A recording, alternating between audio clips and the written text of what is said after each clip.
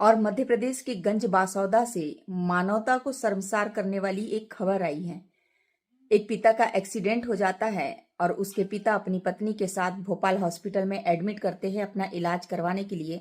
और वो पिता अपनी 10 साल की मासूम बच्ची को अपने भाई के पास छोड़ देते हैं, ये सोचकर कि वो उसकी देखरेख करेगा। लेकिन होता ऐसा है कि जब वो बच्ची अपने चाचा को खाना देने के लिए जाती है तो वो चाचा उस छोटी सी मासूम 10 साल की बच्ची को, मतलब अपनी भतीजी को, झाड़ी में ले जा करके उसके साथ बलात्कार करता है। और बलात्कार करने के बाद वो वहां से भाग जाता है और फिर उस लड़की को हॉस्पिटल में एडमिट करवाया जाता है, भोपाल हॉस्पिटल में, जहां अपने पति के साथ उसकी माँ थी। अपने पति का इलाज करवाने के लिए वो ये खबर सुन करके आती है और यहाँ उसकी छोटी सी मासूम बच्ची जो सिर्फ 10 साल की होती है वो हॉस्पिटल में एडमिट होती है।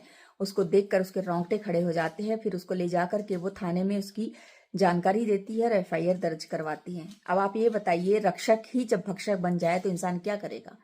कहते हैं कि लड़कियां सुरक्षित नहीं है, लेकिन यहाँ तो लड़कियां घर में भी सुरक्षित नहीं है। सगे भाई के साथ हमने ऐसे मामले सुने हैं। सगा पिता जो जन्म देता है वो तक ऐसा कर लेता है, तो बच्ची आखिर जाए कहाँ, कौन करेगा उसकी रक्षा। महज 10 साल की मासूम बच्ची, बच्चियों को, बेटियों को हमारे भारत देश में देवी माना जाता है। नव दुर्गा जब बैठती है तो उनको कन्या भोज करवाया जाता है, उनके पैर छू करके आशीर्वाद लिया जाता है। और लेकिन यहाँ देखिए क्या हो रहा है दूसरी तरफ, उस बच्ची के साथ अपनी हवस पूरी करना और रिश्ते में चाचा। मुझे ये समझ में नहीं आता कि किस गंदी मानसिकता के लोग हैं ये, किस सोच के साथ जी रहे हैं।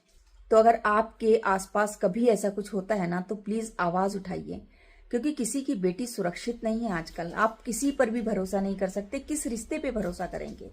हर रिश्ता शर्मसार कर देने वाला हो रहा है। बेटियों को तो शरीर मात्र समझा जा रहा है, उसको अपनी हवस के लिए कुचल दिया जाता है। ये तक नहीं देखा जाता कि उसकी उम्र कितनी है। महज 10 साल की बच्ची। आवाज उठाइए, चुप मत रहिए।